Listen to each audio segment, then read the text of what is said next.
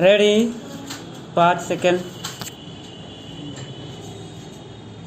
Start. भाइयों और बहनों, आज मुझे बड़ी प्रसन्नता है कि हमारे बड़े बड़े कृषि वैज्ञानिक और कृषि विशेषज्ञ अपने अनुसंधानों के सार राष्ट्रभाषा हिंदी में प्रस्तुत करने के लिए पूरे देश से यहाँ एकत्र हुए हैं।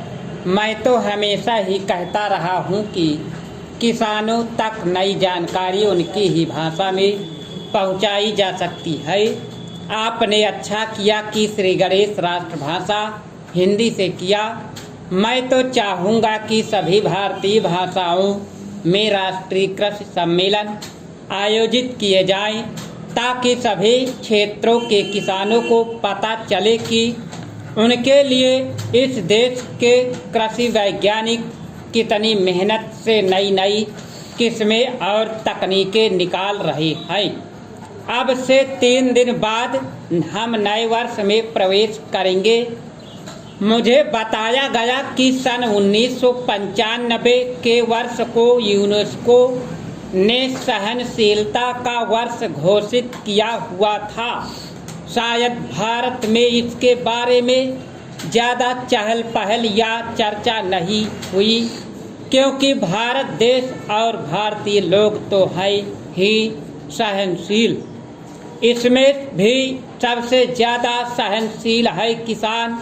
आप खुद हिसाब लगा लो, हर तरह से भारत का किसान संसार का सबसे सहनशील प्राणी सिद्ध होगा।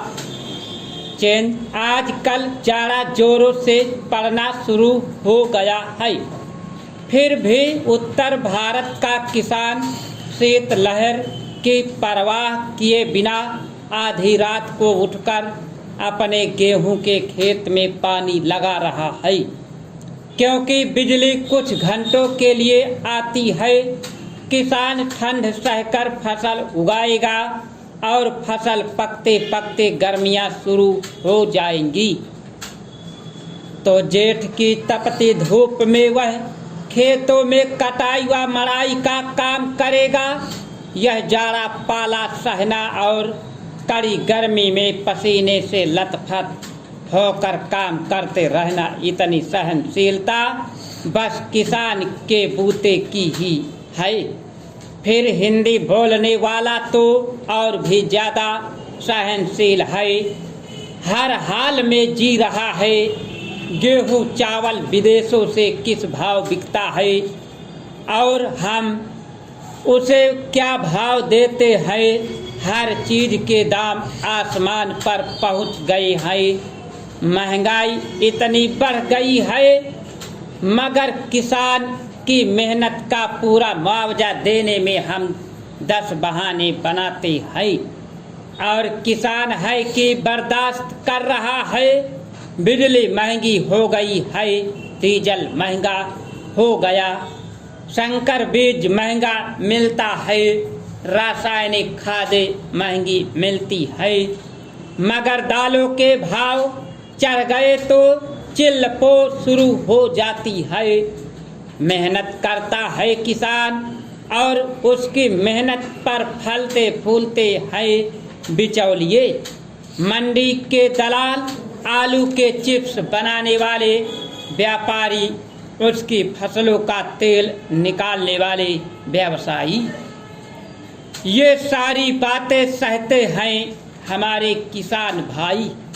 सो किसान से बड़ा सहनशील और कोई नहीं।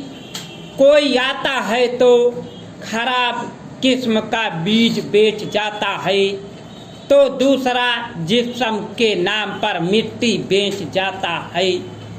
कई एक नकली कीटनाशक दवाएं बिक रही है, छिड़को तो कोई असर ही नहीं होता।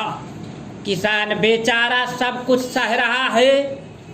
मैं समझता हूँ कि यहाँ जो कृषि वैज्ञानिक हिंदी में अपने शोध पत्र प्रस्तुत कर रहे हैं, वे भी बड़े सहनशील होंगे। इतिहास साक्षी है कि ईसाई धर्म के प्रचार में अनुवाद की भूमिका कितनी महत्वपूर्ण रही है।